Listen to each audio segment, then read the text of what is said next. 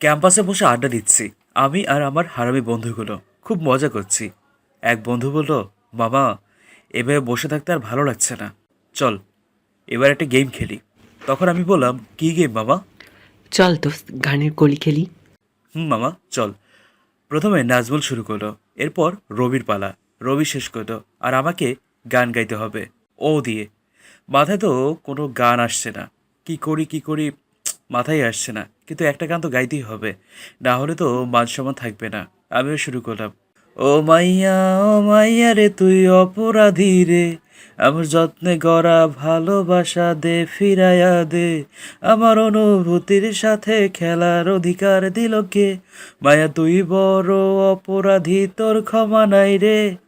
ভাই, গান তো শেষ করতে পারলাম না, কিন্তু আমার যে পরিস্থিতি, তাতে করে আমার মনে হচ্ছে আমি শেষ হয়ে যাব। আরে বোঝেন না, একটা মেয়ে এসে আমার গলা ধরেছে। উফ, লাগছে তো, ছাড়ুন আমায়। আপনি কে? আমাকে এইভাবে ধরেছেন কেন শুনি? উফ, আমু বাঁচাও, তোমার ছোট পিচ্চু ছেলেকে এই মায়া মনে হয় আজকে মেরেই ফেলবে। আরে ওকে ওইভাবে ধরছেন কেন? ছাড়ুন ওকে। ছাড়বো মানে? এইসব ছেলেদের উচিত শাস্তি দেওয়া উচিত। কি করেছি আমি, হ্যাঁ, যে এইভাবে আমাকে ধরে রেখেছেন? মনে হচ্ছে আমি চোর, আর আমি আপনার কোনো কিছু চুরি করেছি, তাই এমনভাবে ধরে রেখেছেন। কি করেছো বাবু সোনা, তুমি জানো না? হায় হায়, এ মায়া আমার বাবু শোনা বলে কেন? কোনোদিন তো কোনো মায়া ভুলেও এই কথা আমার বললো না। খুব আনন্দ হচ্ছে আমার, লুঙ্গি ড্যান্স দিতে ইচ্ছে করছে, কিন্তু আমি সেটা না করে প্রশ্নের উত্তর দিলাম, না গো, আমি কিচ্ছু জানি না। বলে দেবে কেন আমাকে এইভাবে ধরেছো? ভালোই করেছি। কোনো মেয়ে দেখলে তাকে টিচ করা হয়, তাই না? তোদের মতো বখাটে ছেলেদের জন্য আজ আমাদের মতো মেয়েদের কোনো নিরাপত্তা নেই। দেখুন, আপনি কিন্তু আমাকে অপমান করছেন। আপনি আমাকে বখাটে বলছেন কেন? আর আমি কি করেছি শুনি? তুই আমাকে দেখে গান গাইলি কেন? আবার বলে তোর বউ হতে তোর মতো বখাটে ছেলের বউ আমি কোনো দিন হব না। আপনাকে বউ করছে কে? আর আমি আপনাকে দেখে গান গাইনি, বুঝছেন? আমরা তো গানের কলি খেলছিলাম। চুপ থাক, একদম নাটক করবি না। তোদের মতো ছেলেদের আমার হাড়ে হাড়ে চেনা আছে, সারা বকাটে। ওই, আপনি আমাকে বকা দিচ্ছেন কেন? না বাবু, তোমাকে বকা দিব না, তোমাকে কিস দেব। সত্যি? তাহলে দেরি করছেন কেন? তাড়াতাড়ি দিয়ে দেন, শুভ কাজে দেরি করতে নেই। তাই না? দেরি করতে নেই। আসুন, একটা পাপ্পি দিব আপনাকে। আমি তো খুশিতে গদগদ হয়ে গাল বাড়িয়ে দিলাম। আর তারপর কি হলো জানেন? মেয়েটা কষে আমার গালে একটা থাপ্পড় দিল। আউচ! কি ব্যথা! মরে গেলাম গো। এটা মেয়ে নাকি ডাইনি?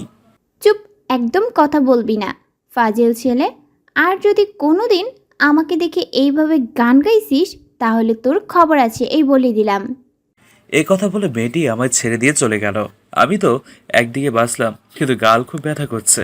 আর রবি বলল, মামা, আরো গাইবা উল্টাপাল্টা গান? হ্যাঁ, এবার বুঝবো মজা। ওই, আমি কি জানতাম এত কিছু হয়ে যাবে? আমার মাথায় কোনো গান আসছিল না, তো তাই গাইলাম। কে জানতো? উফ, আম্মু। হুম, বানাবো। আচ্ছা মামা, এই মেয়ের নাম কি? কোন ইয়ারে পড়ে কিছু জানিস? আমার যতদূর মনে পড়ে, আমি এর আগে এই মেয়েকে কোনো দিনও দেখিনি। মামা আমিও তো দেখি নাই। মামা, একটু খোঁজ নে না, কে এই গুন্ডি মাইয়া এভাবে আমাকে মেরে চলে গেল? আমার কি কোনো দোষ ছিল? আমি তো জাস্ট গান গাইলাম, তাও নিজের মতো করে, আর তার জন্য আমাকে এত কিছু কথা বললো। ফাজিল মাইয়া। সরি, ওটা মাইয়া না, ওটা মনে হয় মেয়েরূপী কোনো ছেলে হবে। যদি তাই না হতো, তাহলে আমাকে এত জোরে মারতে পারতো? বাহ, বাহ, খুব শক্তি। আমি তো ভয় পেয়ে গেছিলাম, না জানি আরও কত কিছু করে, কিন্তু ভাগ্য ভালো, অল্পতেই সব মিটে গেল। তখন নাজমুল বলল, বেটা, মেয়ে মানুষ যখন কথা বলে তখন চুপ থাকবি, দেখবি এর কারণে তুইও ভালো আছিস, আর মেয়েটা কিচ্ছু বলতে পারবে না। মেয়ের সাথে যত কথা বলবি তত তোর বিপদ, সো আমার মতো চুপ থাকবি। আরে তুই চুপ থাক, শালা গ্রেট লুচ্চা। প্লিজ লুচ্চা ভাই, আমাকে একটু এই মেয়ের সম্পর্কে সব কিছু বিস্তারিত এনে দে। আমি তো এই মেয়েকে দেখে নিব। আমাকে এইভাবে চর মারা? এখন বাঘ খেপছে। যখন মেয়েটা কথা বললো তখন তো একটাও কথা বলার সাহস ছিল না, ভয় তো চুপসে গেছিলি। আর এখন আসছে এত কথা বলতে। দেখ, আমি মেয়েদের সম্মান করে বলে কিছু বলিনি। আসছে আমার মান সম্মানের গুরু, উনি নাকি সবারে সম্মান দিয়ে চলে। এসবের মধ্যে এই ক্লাসের বেলটা বেজে গেল। আমরা সবাই ক্লাসে চলে গেলাম। কিছুক্ষণ পর ম্যাম আসলো। এই ম্যামকে সবাই খুব ভালোবাসে, আর ম্যামও সবার সাথে খুব ফ্রি, তাই কারো কোনো প্রবলেম হলে ম্যামকে বলে, আর ম্যাম সেটা সমাধান করে দেয়। এই ম্যামের জন্য অনেক ছেলে আজ তার প্রিয় সঙ্গীকে নিজের করে পেয়েছে। মানে, যখন কোনো ছেলের কোনো মেয়েকে পছন্দ হতো কিন্তু মেয়েটিকে বলতে পারতো না, তখন ম্যামকে বলতো, আর ম্যাম মেয়েটিকে বলতো, আর যেভাবে পারুক না কেন মেয়েটিকে রাজি করাতো। আর এই জন্যই ম্যামকে সবাই এত ভালোবাসে। ম্যাম আমাকে অনেক ভালোবাসে, বলতে গেলে ক্লাসের সবার থেকে একটু বেশি ভালোবাসে আমাকে।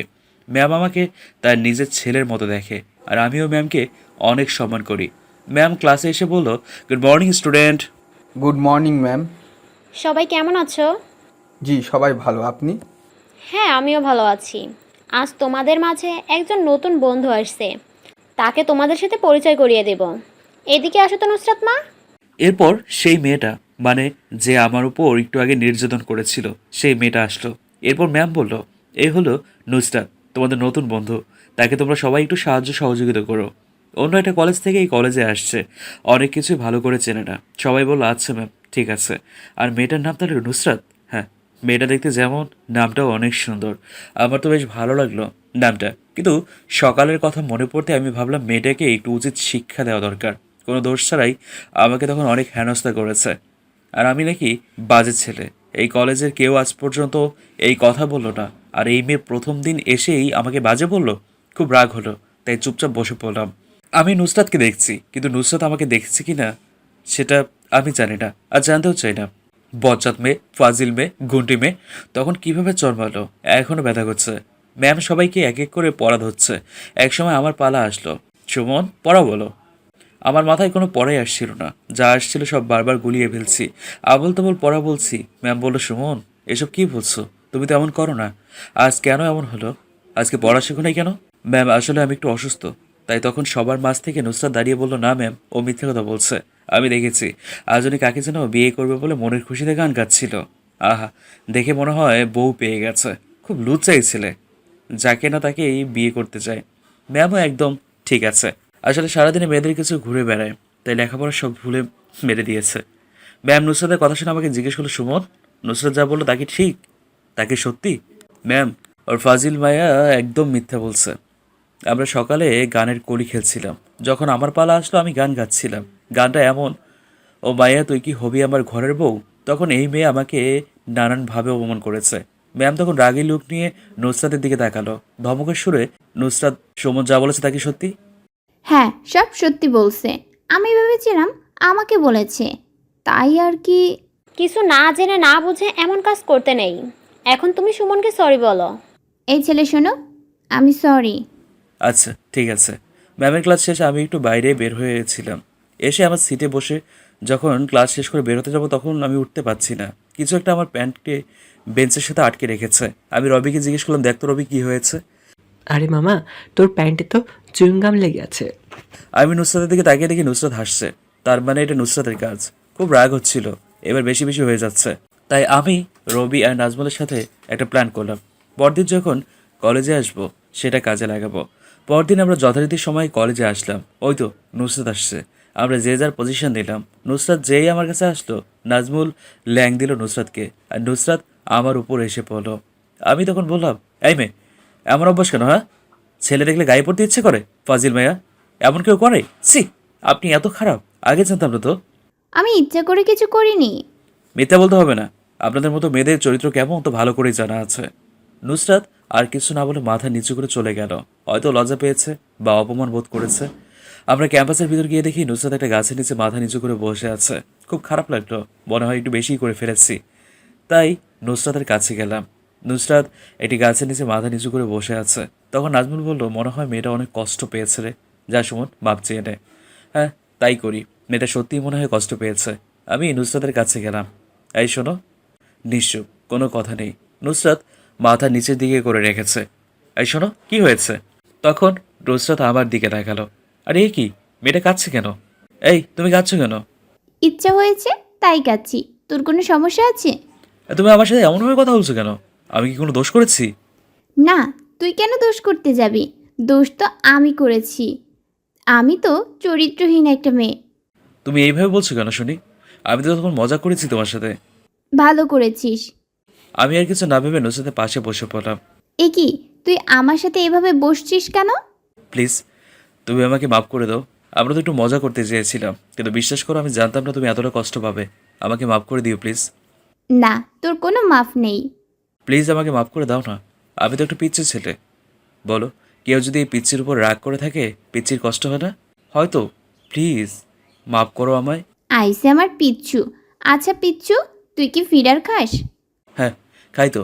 নুসরাত এরপর আমার কথা শুনে হেসে দিল আর বললো, এই ছেলে বলে কি, সে নাকি পিচ্ছু, আবার এই বয়সে নাকি ফিডার খায়। পিচ্ছু হলো খুব পাজি, খুব দুষ্টু, যেমন রাগাতে পারে তেমন রাগ ভাঙতেও পারে। এবার এই পিচ্ছুকে মাফ করে দেওয়া যায় না? হ্যাঁ যায়, তবে একটা শর্ত আছে। তোমার সব শর্তে আমি রাজি। কি শর্ত বলো? আমার না কোনো বেস্ট ফ্রেন্ড নাই, তুমি আমার বেস্ট ফ্রেন্ড হবা। কিন্তু আমার তো মেয়েদের সাথে মিশতে কেমন জানি লাগে, আমি পারবো না। তাহলে তোমাকে মাফও করব না। কিন্তু কেন? আমার ফ্রেন্ড হবা না, তাই মাফ করব না কোনো দিন। তখন পেছন থেকে রবি আর নাজমুল বলল, সালা, একটা মেয়ে ফ্রেন্ড বানালে তোর মহাভারত অশুদ্ধ হয়ে যাবে না? বানিয়ে ফেল। মেয়েটা যখন এত করে বলছে, তাহলে তোরা বলছিস বানাতে? হুম, বানিয়ে ফেল। মেয়েটা একটু রাগী আর দুষ্ট হলেও অনেক ভালো। বানিয়ে ফেল, আমাদেরও একটা বন্ধু বাড়ুক। আমি আর কি বলবো, বন্ধুরা তো আর আমার খারাপ চাইবে না। তাই আমি নুসরাতকে বললাম, আমি তোমার শর্তে রাজি, তুমি যা চাইবে তাই হবে। তাহলে মিলাও হাত। এরপর আমি আর নুসরাত ফ্রেন্ড হয়ে গেলাম। এরপর থেকে একসাথে আড্ডা দিয়ে একসাথে ঘুরে বেড়ানো, অনেক কিছুই। একদিন আমি ম্যামের একটা ক্লাস মিস করি, কিন্তু ক্লাসটি অনেক গুরুত্বপূর্ণ ছিল। আমি ম্যামকে বললাম, ম্যাম, আমি তো ক্লাস মিস করে ফেলেছি, যদি আপনি একটু সাহায্য করতেন। আচ্ছা, তুমি বিকেলে আমার বাসায় চলে এসো, আমি তোমাকে বুঝিয়ে দিব। আমি ম্যামকে ধন্যবাদ জানিয়ে বাসায় গেলাম। বাসা থেকে খেয়ে দিয়ে বিকালে একটু পরিপাটি হয়ে বের হয়ে এলাম। শুনেছি ম্যামের বাসায় নাকি কোনো এক মেয়ে এসছে, তাই একটু পরিপাটি হয়ে গেলাম। অচেনা কারোর সামনে কি অগোছালোভাবে যাওয়া যায়? তাই নিজেকে একটু পরিপাটি করে নিলাম। বিকালে ম্যামের বাসায় গিয়ে দরজার সামনে দাঁড়িয়ে কলিং বেল চাপতেই নুসরাত এসে দরজা খুলে দিল। কিরে, তুইও কি আমার মতো ক্লাস মিস করেছিস নাকি? নুসরাত কোনো কথা না বলে আমাকে বললো, আসো, তুমি ভেতরে আসো। এরপর বলছে, আমি কিছু না ভেবে এই ব্যাপারটা স্বাভাবিকভাবেই নিলাম। নুসরাতও মনে হয় বুঝতে এসছে যে, কিন্তু আমাকে বললো না কেন? হ্যাঁ, নুসরাত তো বলা হয়নি আমি আসবো। বাসার ভিতর প্রবেশ করার পর নুসরাত আমাকে বললো, তুমি একটু বসো, আমি খাবার নিয়ে আসছি। আরে রে, এটা কি তোমার নিজের বাসা নাকি, যে তুমি খাবার আনতে যাবে? হ্যাঁ, এটা তো আমারই বাসা। দেখো, সবসময় মজা করবে না, তার থেকে ভালো এখানে এসে বসে পড়ো, ম্যাম এখনই চলে আসবে। তুমি চুপচাপ বসে থাকো, আমি খাবার নিয়ে আসছি। এই বলে নুসরাত চলে গেল। এই মেয়ের মাথায় কি কোনো গন্ডগোল আছে? তা না হলে ম্যামের বাসায় এসে কেউ এমন করে? আমি বসে আছি, তখন ম্যাম আসলো। আমি ম্যামকে সালাম দিলাম। তার কিছুক্ষণ পর নুসরাত চলে এলো। নুসরাত সেগুলো ম্যামের সামনে দিল, নিজেও কিছু নিল। কেমন মেয়ে রে বাবা, লজ্জা নেই, ম্যামের সামনে এমন করছে। আমি কিছু বলছি না, আমার নিজেরই লজ্জা লাগছে। ম্যাম আমাকে চুপ করে বসে থাকতে থেকে বললো, কী ব্যাপার সুমন, অমন চুপ করে বসে আছো কেন? না ম্যাম, কিছু না। বুঝতে পেরেছি, তুমি অবাক হচ্ছ নুসরাতকে আমার বাসায় দেখে। আসলে নুসরাত আমার নিজের মেয়ে, এতদিন ওর নানা বাসায় থেকে লেখাপড়া করেছে, কিন্তু আমি নিয়ে আসলাম। একমাত্র মেয়ে এত দূরে থাকে, ভালো লাগে না। আর তোমার মনে প্রশ্ন জাগতে পারে, আমি কেন কলেজের সবাইকে বলিনি নুসরাত আমার মেয়ে। আসলে নুসরাত নিজেই আমাকে বলেছিল এই কথাটি গোপন করতে, তাই আমি বলিনি। আমি তো নুসরাতের দিকে হা করে তাকিয়ে আছি। এতদিন একসাথে থাকলাম আর এই ব্যাপারে বুঝতেও পারলাম না। হ্যাঁ, আর কিভাবে বুঝবো? মেয়েটা তো কলেজে ম্যামের সাথে তেমন কথাই বলে না। থাক, এত কিছু ভেবে কাজ নেই, যা বুঝতে এসেছি তাই বুঝে বাজারে চলে যাই। পরে নুসরাতের কাছে সব জিজ্ঞেস করে নিব। ম্যাম আমাকে পড়া বুঝিয়ে দিচ্ছে, সাথে নুসরাতও ছিল। ম্যাম নুসরাতকে সাথে বসিয়ে বুঝতে বলছে। নুসরাত একদম আমার গা ঘেঁষে বসেছে। ম্যাম পড়া বোঝাচ্ছিল আর নুসরাত আমাকে খোঁচা দিচ্ছিল। ইচ্ছে করছিল একটু থপ্পড় মারি, কিন্তু না, সেটা করা যাবে না। এখন আমি তার বাসাতেই আছি, আর যদি তাকে এখন মারি তবে তার মা আমাকে কি ছেড়ে দেবে? কোনো রকম পড়া শেষ করে বাসায় আসলাম। আম্মুকে বলে গিয়েছিলাম যে ফিরতে রাত হতে পারে, তাই আম্মু আর কিচ্ছু বললো না। আমি গিয়ে ফ্রেশ হয়ে এসে খেতে বসলাম। ম্যামের বাসায় খাবার জন্য আমাকে অনেক অনুরোধ করেছিল, অনেক বলেছিল, কিন্তু আমার লজ্জা লাগছিল ম্যামের বাসায় খেতে। তাই আমি বলেছিলাম, আমার একটু তাড়া আছে, অন্য একদিন খেয়ে নেব। এই কথা বলে সেখান থেকে এসেছি, খেয়ে দিয়ে রুমে এসে দিলাম এক মহাঘুম। এক ঘুমে রাত পার। পরদিন সকালে আম্মুর ডাকে ঘুম ভাঙলো। আমি উঠে ফ্রেশ হয়ে কিছু খেয়ে দিয়ে কলেজে গেলাম। যাওয়ার পর দেখি নুসরাত বসে আছে। আর হ্যাঁ, নুসরাতের তেমন কোনো ফ্রেন্ড নেই। আমি নুসরাতের কাছে গিয়ে বসলাম। তাহলে আপনার এতক্ষণে আসার সময় হলো মহারাজ? সেই সব পরে হবে, তার আগে বলো, তুমি আমাকে বললে না কেন তুমি ম্যামের মেয়ে? কেন, সেটা বললে কি তুমি আমার সাথে ফ্রেন্ডশিপ করতে না? সেটা বলতে চাচ্ছি না। তুমি সবার কাছ থেকে তোমার আসল পরিচয় কেন লুকিয়েছো? আসলে পরিচয় দিয়ে দিলে সবাই অন্য চোখে দেখবে। যেটা আমার একদম ভালো লাগে না। তাই আমি আম্মুকে বলেছি আমার আসল পরিচয় যেন সবার সামনে না আনে। ও আচ্ছা, এখন তো আমি আর তোমার সাথে ফ্রেন্ডশিপ রাখবো না, তুমি ম্যামের মেয়ে। কি বললি তুই কুত্তা? তোর এত বড় সাহস, তুই আমার সাথে ফ্রেন্ডশিপ রাখবি না, তাই না? দাঁড়া, আজকে দেখাচ্ছি মজা তোকে। এই কি করছো, ব্যথা লাগছে তো? লাগলে লাগুক, তাতে আমার কি? তুই আরও বলবি আমার সাথে ফ্রেন্ডশিপ রাখবি না? না, আর কোনো দিনও বলবো না। নুসরাত এরপর আমাকে ছেড়ে দিল। আমি তো বেঁচে গেলাম। বুঝলাম না আমার সাথে কেন এমন করলো। আমি ছেড়ে গেলে নুসরাতের তো কিছু যায় আসে না। ওই সুমন শোনো, হ্যাঁ বলো। চলো না একটু ঘুরে আসি। কোথায় যাবে? নদীর পাড় থেকে ঘুরে আসলে কেমন হয়? হ্যাঁ, অনেক ভালো হয়। একইভাবে চলতে লাগলো আমাদের দিনগুলো। খুব হাসি খুশি আড্ডা, ঘুরে বেড়ানো, আরও কত কি। নুসরাত সব সময় আমার পাশে পাশে থাকতো। কেন জানি না, নুসরাত যখন আমার পাশে থাকতো আমার খুব ভালো লাগতো। আর যদি নুসরাতের সাথে আমার কথা না হতো বা দেখা না হতো, সেই দিনটি খারাপ যেত। আমি সবসময় নুসরাতের একটু কথা শুনবার জন্য, একটু দেখা পাওয়ার জন্য পাগল হয়ে থাকতাম। আমার মনে নুসরাতের জন্য অন্যরকম একটি জায়গা সৃষ্টি হয়েছে। আমি নুসরাতকে ভালোবেসে ফেলেছি। জানি না নুসরাত আমাকে ভালোবাসে কিনা, কিন্তু আমি নুসরাতকে খুব ভালোবাসি। অন্যদিকে নুসরাত আমার একটু বেশি কেয়ার নিত। অন্য মেয়েদের সাথে কথা বলা একদম সহ্য করতে পারতো না। যেদিন দেখতো আমি অন্য কোনো মেয়ের সাথে কথা বলছি, সেদিন আমাকে ইচ্ছে মতো কিল ঘুষি দিত। এই নিয়ে আমি কখনো কোনো কথা বলিনি। একদিন একটা মেয়ের সাথে কথা বলছি, মানে মেয়েটা একটা ক্লাস মিস করেছে, আর সেই জন্য আমার কাছ থেকে নোট চাচ্ছে। এই নিয়েই কথা বলছিলাম। এরই মাঝে কোথাও থেকে যেন ডাইনি চলে আসলো। এসে আমাকে কান ধরে ক্যাম্পাসের একটা ফাঁকা জায়গায় নিয়ে গেল। এরপর ওই মেয়ের এত কিসের কথা তোর সাথে, হ্যাঁ? না, এমনি বলছিলাম। কেন, কি হয়েছে তাতে? কি হয়েছে না হয়েছে তা জানি না, তবে তুই অন্য কোনো মেয়ের সাথে কথা বলতে পারবি না। কেন, বলে কি হবে শুনি? আমি বলছি তুই অন্য কারোর সাথে কথা বলবি না, মানে বলবি না। এত প্যাকর প্যাকর করার কি আছে? তুমি কে হও আমার, যে তুমি কথা বলতে না করবে আর আমি কথা বলবো না? কি বললি তুই? আমি তোর কেউ না? হ্যাঁ সত্যি, তুমি আমার কে হও না তো? তুই কি বুঝিস না? কি বুঝবো? হ্যাঁ, থাক, তোকে আর বুঝতে হবে না। এই তুমি কান্না করছো কেন? ইচ্ছা হয়েছে তাই কান্না করছি। আমি আর কখনো তোর কোনো বিষয়ে কথা বলবো না। এই কথা শোনার পর আমার নিজেরই কেমন জানি লাগলো। মনে হলো কারো শাসন হারিয়ে ফেলবো। নুসরাত আর কোনো কথা বলেনি, চুপচাপ চলে গেছিল। আমি পেছন থেকে অনেক ডেকেছিলাম, কিন্তু নুসরাত আমার কোনো কথা শুনেনি, চলেই গেছিল। এরপর থেকে 2 দিন নুসরাতের সাথে কোনো যোগাযোগ নেই। এই 2 দিনে খুব মিস করেছি নুসরাতকে। অনেকবার কল করেছি, কিন্তু নুসরাত রিসিভই করেনি। ভেবেছিলাম একবার তাদের বাসায় যাব, কিন্তু কোন মুখে যাব আমি, তাই আর যাওয়া হয়নি। এ 2 দিনে বুঝতে পেরেছি নুসরাত আমার কতটা জুড়ে আছে। খুব মিস করি নুসরাতের কথাগুলো, তার শাসনগুলো। কিছুই ভালো লাগছে না। যেভাবে কিভাবে যে নুসরাতের সাথে একটু কথা বলবো, দেখা করব, সেটাই ভেবে পাচ্ছি না। ভেবেছি এবার দেখা হলো নুসরাতকে আমার ভালোবাসার কথা বলে দেব। নুসরাত আগে কলেজে আসুক, এরপর আমি আমার ভালোবাসার কথা নুসরাতকে বলে দেব। ভালোবাসা গোপন করে রাখতে নেই, গোপন করে রাখলে ভালোবাসা হারিয়ে যায়। কিছুদিন পর নুসরাত কলেজে এলো। আমি সাথে সাথেই নুসরাতের কাছে গিয়ে বললাম, কি ব্যাপার, এতদিন কই ছিলে, কোনো খোঁজখবর ছিল না? আর বলো না, আমি খুব অসুস্থ ছিলাম, তাই এই কয়দিন আসতে পারি নাই। তাহলে তোমার ফোন অফ ছিল কেন? ফোনে কি যেন প্রবলেম হয়েছে, অন হচ্ছে না। তাহলে তোমার আম্মুর নম্বর দিয়ে আমাকে একবার ফোন করে জানিয়ে দিতে। আমি কি তোমার নাম্বার মুখস্থ করে রেখেছি নাকি? তোমার নাম্বার তো আমার ফোনে সেভ করা। এখন সুস্থ আছো তো?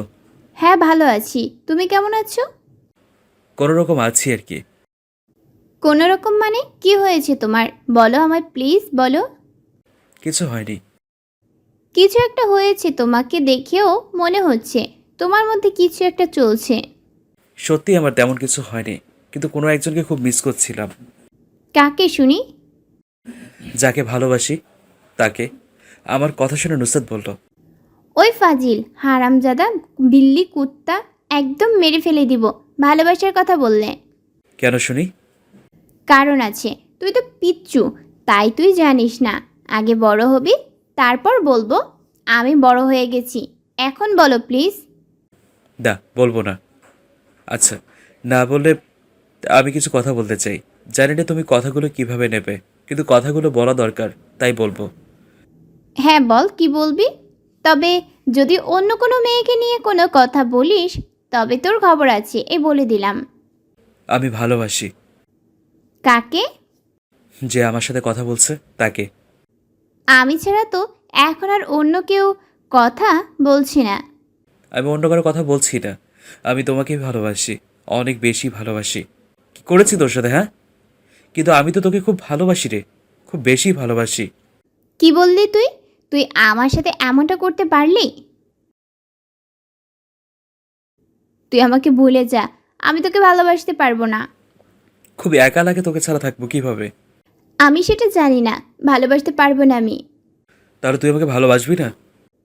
না। এরপর আমি মাথা নিচু করে চলে যেতে লাগলাম। কিভাবে দাঁড়াবো নুসরাতের সামনে, তাই মাথা নিচু করে চলে যাচ্ছি। পেছন থেকে কে যেন হাত টেনে ধরেছে। তাকিয়ে দেখি নুসরাত আমার হাত ধরে রেখেছে। কি ব্যাপার, আমার হাত ধরে রেখেছিস কেন? তুই গাধা, তাই তুই বুঝবি না, কিন্তু আমার এখন কিছু একটা চাই। বল দিবি? হ্যাঁ বল, কি চাস? আমাকে প্রপোজ কর।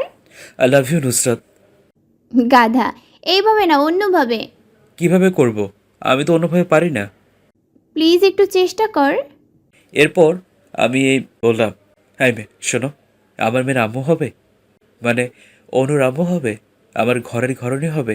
এটা কেমন প্রপোজ? যাই, ভালোই হয়েছে, তবে অনুকে? আরে বিয়ের পর আমাদের যে মেয়ে হবে তার নাম রাখবো অনু। বাহ বাহ, এত দূর ভাবা হয়ে গেছে। হ্যাঁ, আমি অনুর আম্মু হতে রাজি। তাহলে চলো বিয়ে করব। না, এখন না, আগে এইচএসসি এক্সাম দেব তারপর। তাহলে চলো এখন ঘুরে বেড়াবো। না, এখন চলো, ক্লাসে যাব, ক্লাস করব। কিন্তু আমার তো তোমার সাথে ঘুরতে যেতে ইচ্ছে করছে। খুব ইচ্ছা করছে বুঝি? হ্যাঁ, অনেক ইচ্ছে করছে। তাহলে চলো ঘুরে আসি। হ্যাঁ জানো, চলো। খুশিতে লুঙ্গি ডান্স দিব মনে হচ্ছে। নুসরাত আর আমি একটা রিক্সা নিয়ে বের হলাম। রিক্সাতে আমি নুসরাতের থেকে একটু দূরত্বে বসেছিলাম। আমার কেমন যেন লাগছিল, নুসরাতের দিকেও তাকাতে পারছিলাম না, কিন্তু অন্যরকম একটা প্রশান্তি কাজ করছে মনের মাঝে। আমি আর নুসরাত একটা নদী ধারে এসে নামলাম। আমি আর আমার হারামি ফ্রেন্ডগুলো মাঝে মাঝে এখানে আসতাম। এই প্রথম কোনো মেয়ের সাথে ঘুরতে আসলাম। আমি আর নুসরাত একটা জায়গায় গিয়ে বসলাম, তবে আমি নুসরাত থেকে একটু দূরেই বসলাম। নুসরাত আমাকে জিজ্ঞেস করেছিল আমি দূরে বসছি কেন। তখন আমি উত্তর করলাম, এমনি। একটু কাছে এসে বসো না প্লিজ। আমার কেমন জানি লাগে। ওই ফাজিল, কেমন লাগে মানে? একেবারে মেরে ফেলবো, কাছে আয় বলছি কিন্তু। আমি আর কিছু বলতে পারলাম না। নুসরাত টান দিয়ে আমাকে তার কাছে নিয়ে গেল। তারপর বলল, তোমার কি কিছু ইচ্ছে করছে না? তখন আমি বললাম, কি ইচ্ছে করবে? কিন্তু কিছুই ইচ্ছা করছে না। না তো।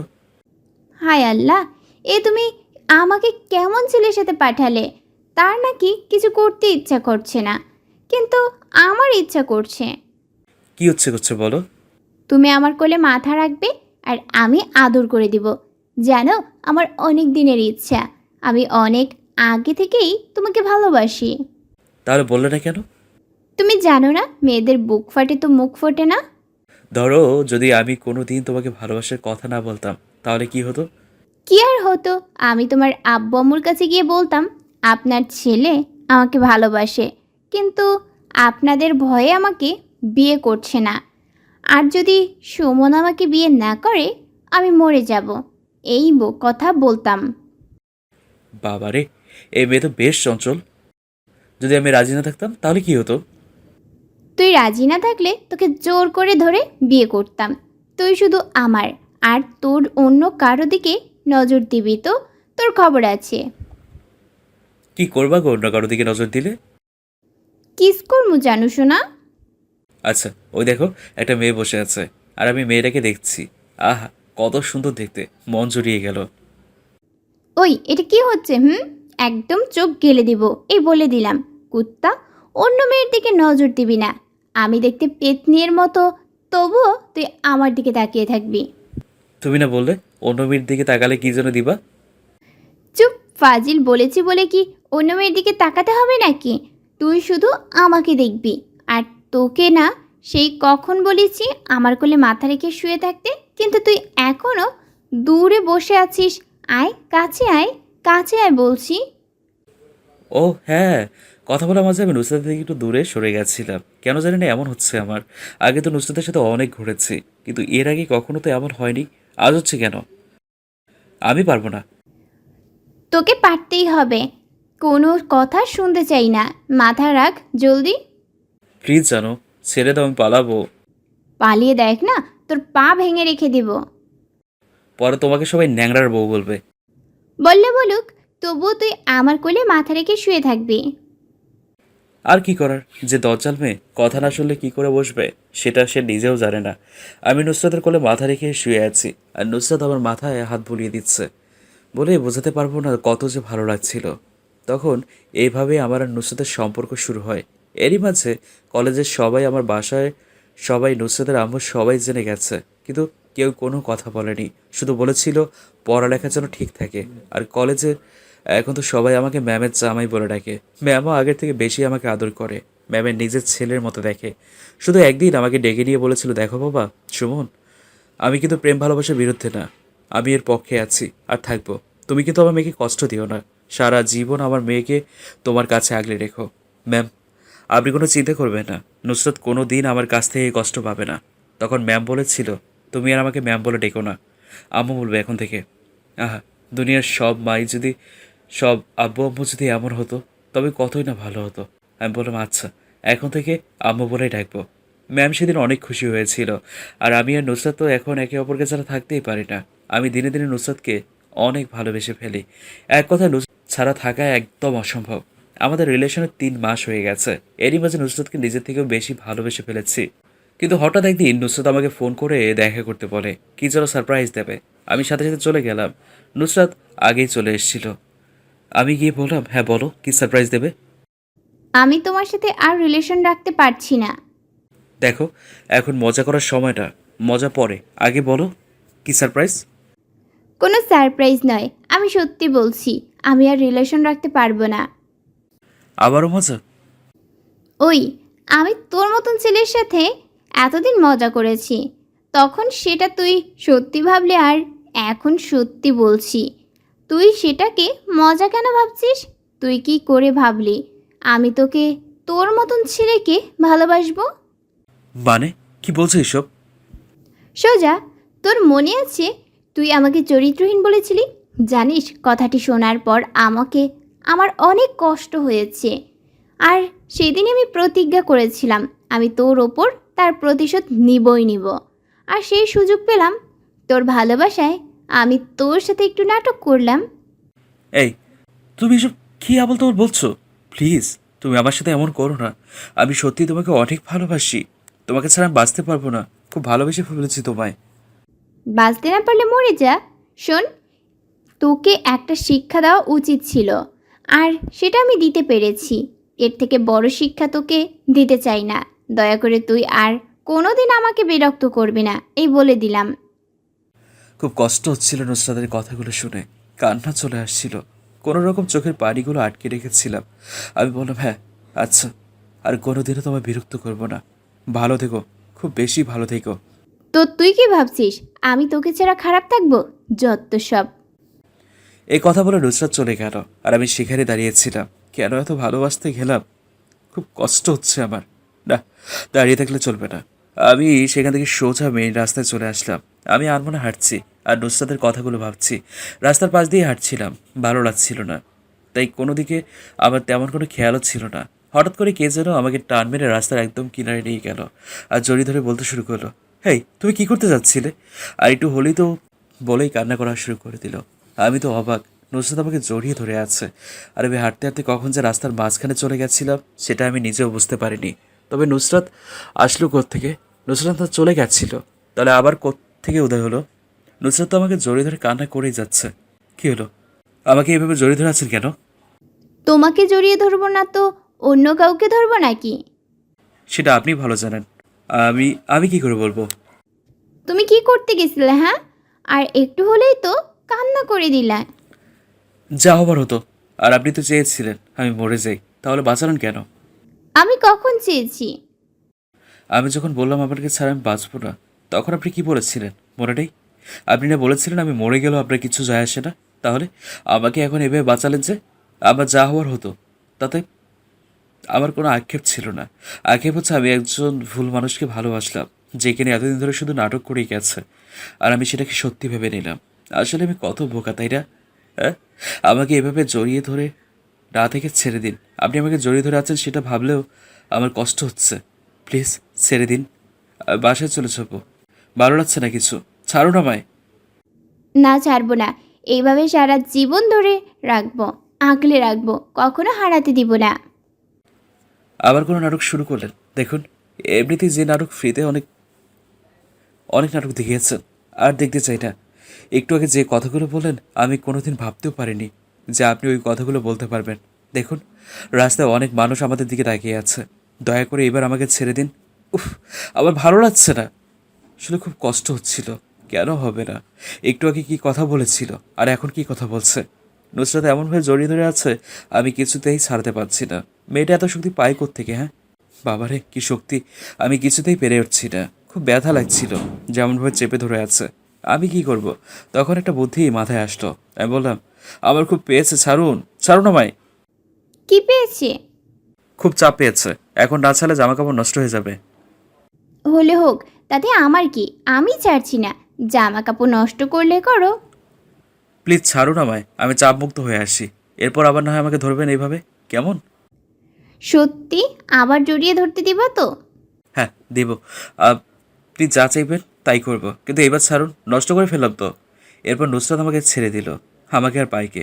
আমি এক দৌড়তে দৌড়তে বলছিলাম, আমি আর আপনার নতুন কোনো নাটক দেখতে চাই না। আমি এখন বাসায় যাব, আপনি ভালো থাকবেন। আর আমাকে বাঁচানোর জন্য ধন্যবাদ। নুসরাত কিছুক্ষণ আমার পেছনে পেছনে আসছিল, কিন্তু আমার সে দৌড়ে পেরে ওঠে নাই। আমি আমার মতো করে দৌড়াচ্ছি, নুসরাত ডাকছে, প্লিজ বাবু সোনা, প্লিজ লক্ষ্মীটি দাঁড়াও, আমি যাব তোমার বাসায়, প্লিজ বাবু। ওই প্রিয়া জামাই দাঁড়াও। আহা কি মধুর ডাক! কিন্তু আমি তো থামবো না। কত কথা শুনে এলো না, কারণ কারণ তো জিজ্ঞেস করলাম না, এত কথা কেন শোনাইছিল। ও হ্যাঁ, আমি নুসরাতকে চরিত্রহীন বলেছিলাম, তার জন্য নাটক করেছে, তার মিথ্যে ভালোবাসার জালে আমাকে ফাঁসাতে যাচ্ছে। কিন্তু আমি আর ফাঁসবো না। দৌড়াতে দৌড়াতে একটা বাসে উঠলাম। বাসটা আমার পেছন থেকে এসছিল। আমি উঠে দেখি নুসরাত বাসে আর আমার দিকে রাগী লোক নিয়ে তাকিয়ে আছে। উফ, এখন কি করি? এই মেয়ে এখানে এলো কি করে? আমি দাঁড়িয়ে আছি। তখন নুসরাত এসে আমাকে টেনে বাসের ভিতরে নিয়ে গেল, একদম পেছনের সিটে বসলো। আর নুসরাত আমার পাশেই বসলো।